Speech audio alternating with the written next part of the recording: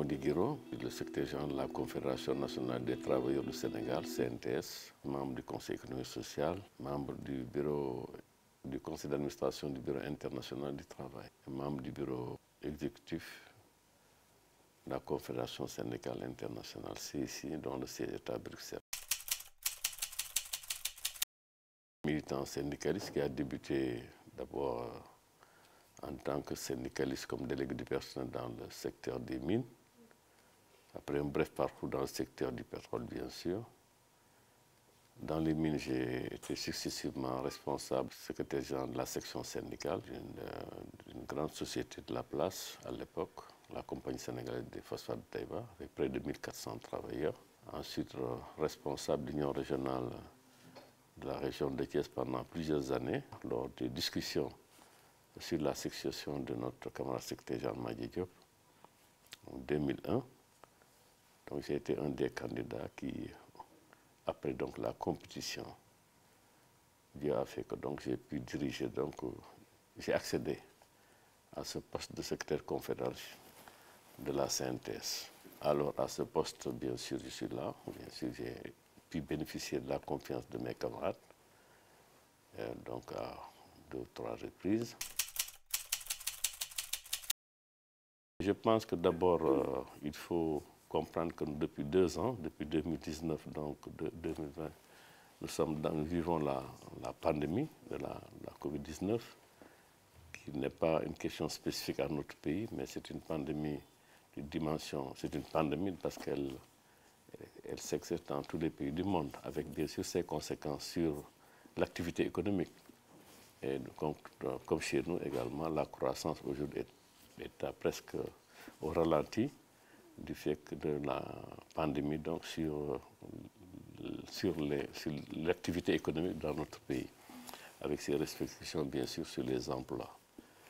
Nous ne sommes pas encore à l'abri malgré les efforts fournis par le gouvernement, normalement en termes d'accompagnement des entreprises, des travailleurs, mais également en termes de mise à disposition des populations de vaccins. Nous avons démarré notre campagne de vaccination, mais ne l'oublions pas, nous ne sommes pas à l'abri. La pandémie est encore là, nous devons respecter les mesures barrières, les consignes, le port du masque, le lavage des mains et la distanciation.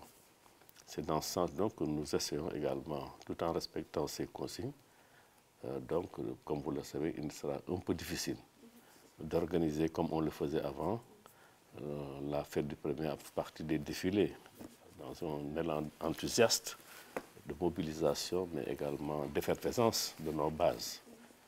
Donc, nous le comprenons, c'est peut-être une situation exceptionnelle à laquelle donc, nous devons nous adapter et organiser la fête du 1er mai le plus modestement possible pour marquer l'événement, parce que c'est un jour important pour des travailleurs.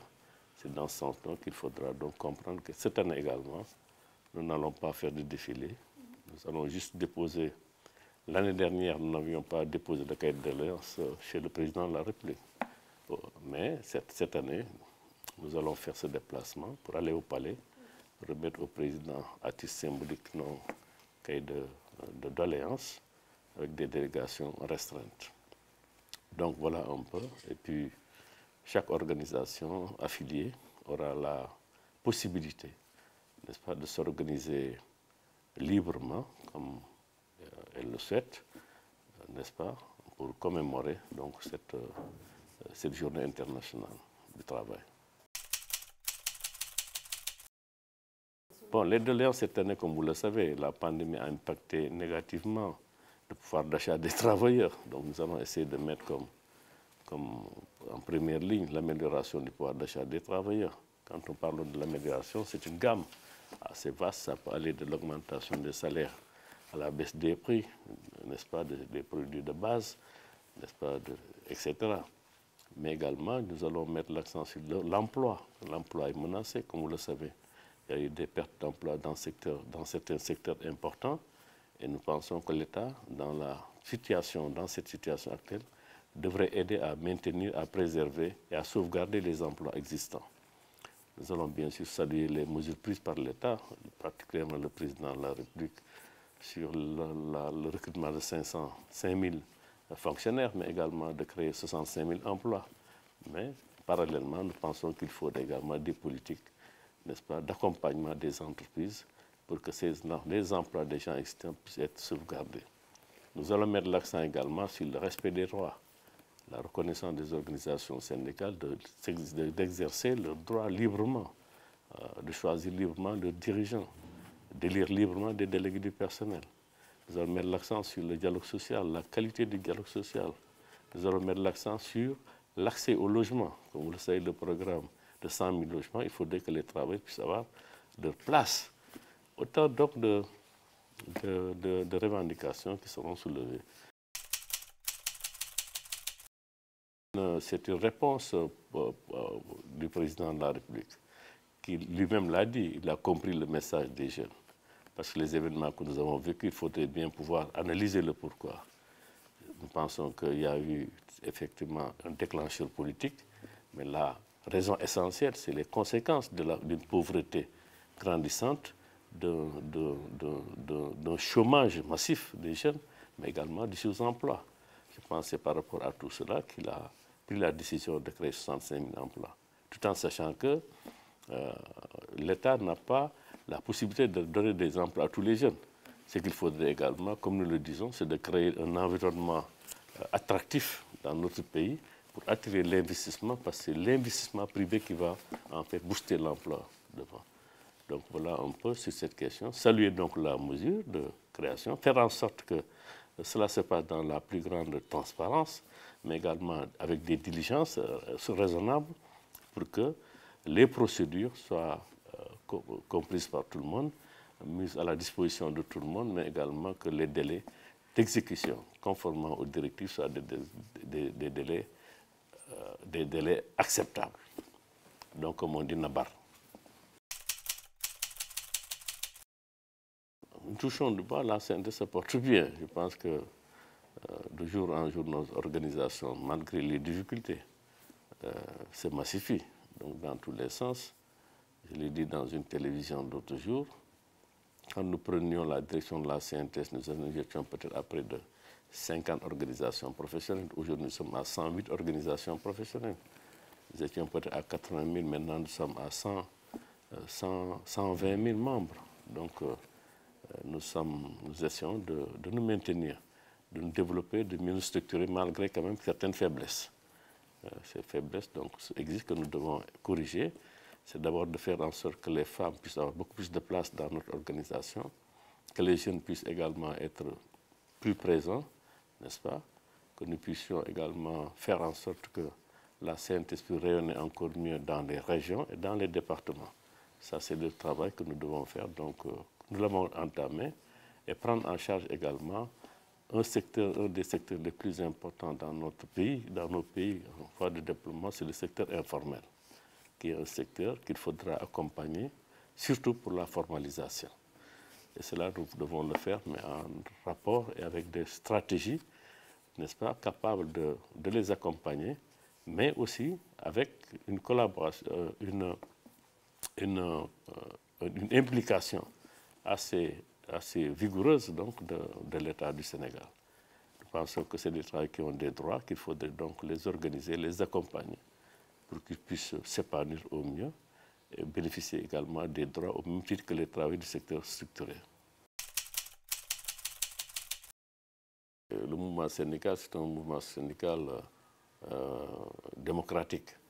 D'abord, la confédération, c'est la sommation de l'ensemble des organisations professionnelles qui viennent s'affilier à la confédération.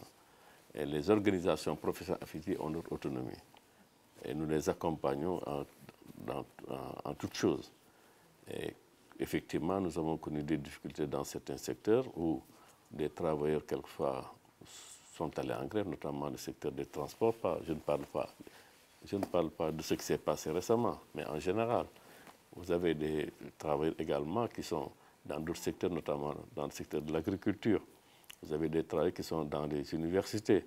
Vous avez des travailleurs qui sont dans la santé, qui sont souvent en grève. Vous avez des travailleurs de l'éducation, pour lesquels, donc, régulièrement, donc, c'est des mouvements de grève ou des préavis de grève pour essayer de déclencher des conditions de négociation et de trouver des solutions.